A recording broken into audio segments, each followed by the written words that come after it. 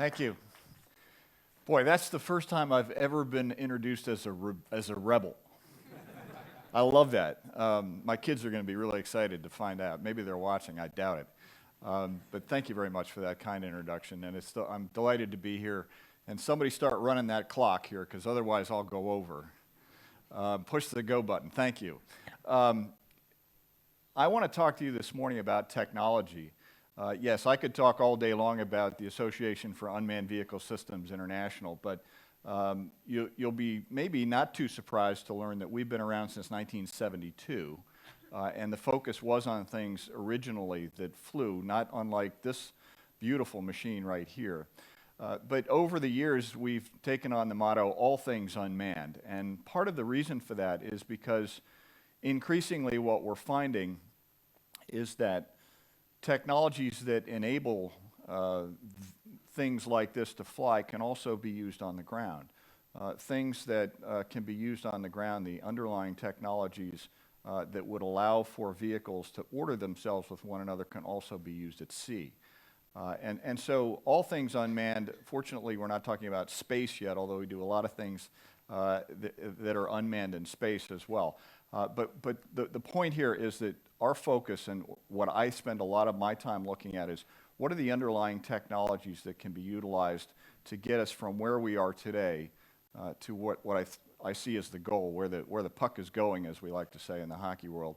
And let's skate there, and that place is autonomy, where vehicles can order themselves in the sky, on the ground, and at sea.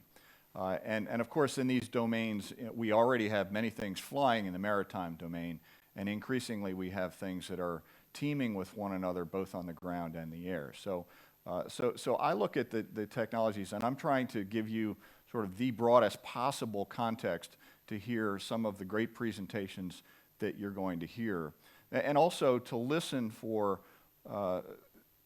what are the barriers and what are the challenges that we have to overcome, because we're going to have to overcome those things working together. And certainly we do have some barriers. As was mentioned, as a rebel, I am driving an electric vehicle. We were kindly taken to a couple of beautiful spots here in Oslo yesterday in a beautiful Audi e-tron, which might be my next vehicle. I don't think that's on the market yet in the U.S. But I think that's a great place to start. One of the interesting things about this technology is people forget that some of the earliest automobiles were in fact electric. They were steam powered and electric powered. And it was only later, when we started to get into issues about range, that we discovered that batteries are challenging from an energy density point of view, and gasoline is of course very energy dense. This vehicle, which has, I think, an endurance of 20 hours, I think, if my memory serves, that this is a gasoline vehicle, a gasoline-powered vehicle. Ironically, it was the invention of the electric motor, or the electric starter, that was the beginning of the end for what I like to call electric vehicle 1.0. We went from there to there in a fairly lengthy period of time. In the automotive business, it's almost been from the very beginning to this is one of the later vehicles. And this is a beautiful vehicle, of course, as well as the Audi e-tron and some of the other vehicles that are now coming out of the market that are electric. And this one in particular, if you haven't driven one of these, this particular model will go from 0 to 60, as we say in the States. I can't do the math on the kilometers right out of my head, but in about 2.5 seconds. Now, I don't know who needs that. Where I drive, if you did that, you'd probably be dead in a short period of time. But, instantaneous torque is what really sells this vehicle and many other vehicles. What I didn't really recognize in terms of what was interesting to me in my career was that I would go from promoting electric vehicles and infrastructure to promoting this. Electric vehicle also, using the same kind of technology, but in many respects has very, very different implications for what we're doing, certainly in the airspace, and what we can do with unmanned systems technology. What I didn't see coming was this. Yeah, I had them rolling in the aisles at the Harvard Business School with this. This shouldn't surprise us, really, when you think about it. If you go to First Flight in North Carolina, there's a wonderful memorial, not just to the Wright brothers, but to all of the people that preceded the Wright brothers. Here's what's interesting about this guy. If you see something hanging from the bottom of this, you know this guy's a real aviator because he's strapped foam rubber to the bottom of his bathtub in case he has a hard landing. So I have to find who this guy was and give him some respect. But the thing that I wanted to bring up was there was a time in the development of aviation when the mortality rate of pilots was 100%. 100%, and yet we keep doing this, right? We keep figuring out different ways to fly. And that was a pretty short leap. It was a pretty short leap from that to that, right? Which Minister Dalla mentioned at some point, and there will be some of us that are pretty intrepid. Yeah, I'll go first, that will get into one of these, and somebody somewhere else will basically push a button, and I will go from downtown Washington, D.C. to Dulles Airport in a very, very short period of time, or from your international airport to downtown Oslo. So these are very, very exciting developments from my perspective, and there's a real acceleration going on. But I'm just focusing on one technology right now. I'm focusing on electric drive, and we know from history that electric motors are really, really reliable. They're instantaneous torque that makes them really fun to use as drivetrains when we're driving around. They have very good environmental implications, et cetera, et cetera. That's not really what I want to focus on today, though. What I want to focus on today is what I think is more significant to this particular community. Yes, electric drive is very significant for what it is that we're doing in unmanned systems.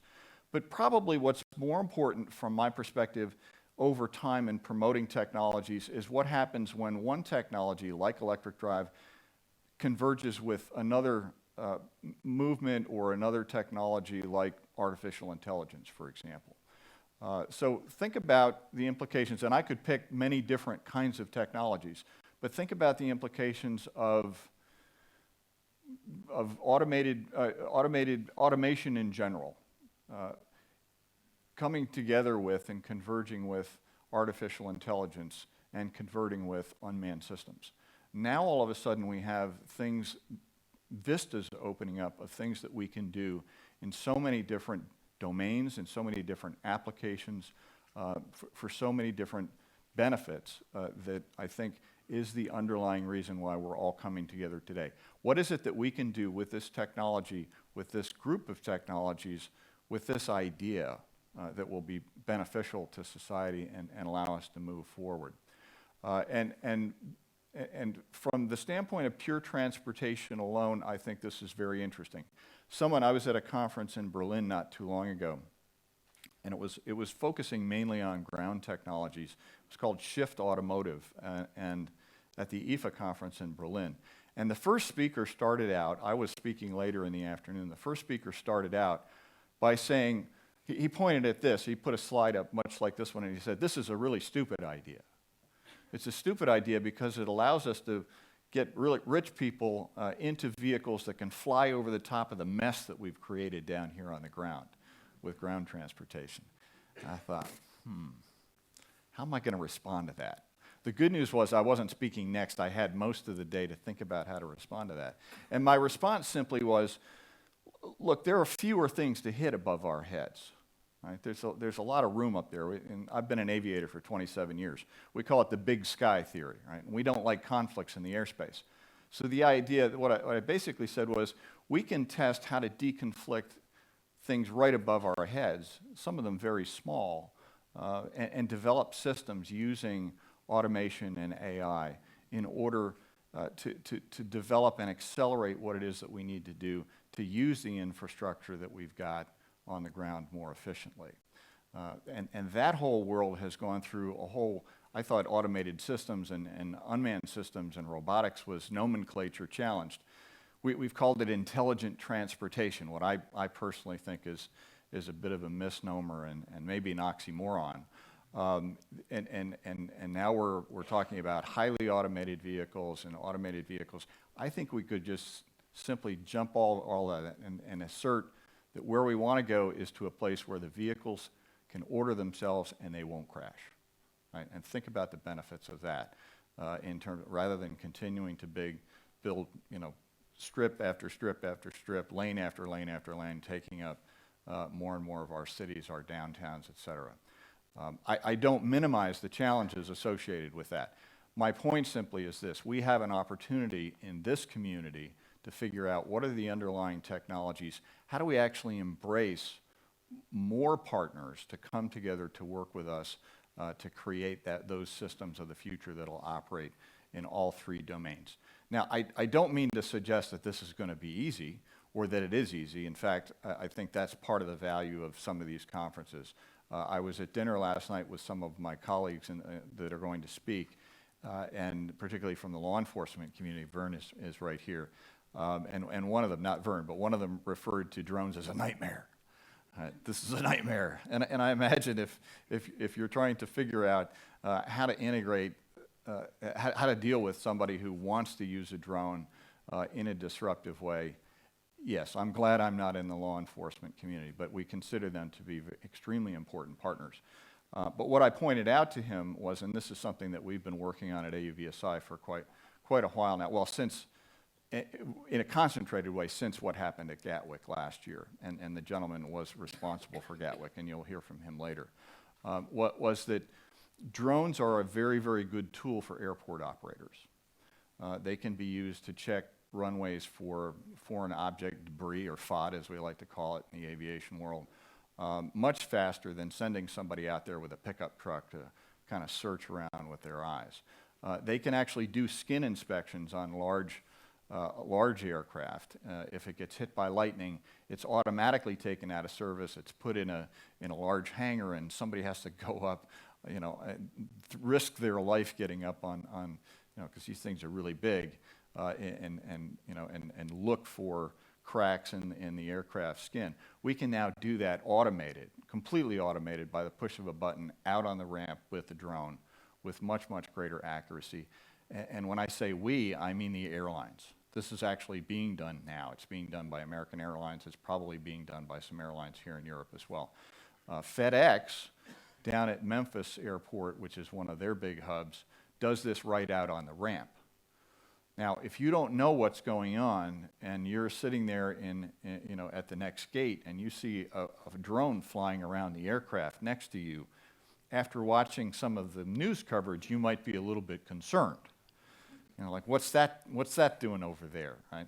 But I made the point simply to say, in the world of tales of two cities, we have this technology being used for good, to increase safety, to increase the efficiency of operations, and at the same time, it's actually being regarded by law enforcement, and I think quite justifiably so, as a real challenge. So this is kind of the world that we're living in, and I'm really delighted to be here. As I said to Anders when we opened, this is our opportunity to learn from one another.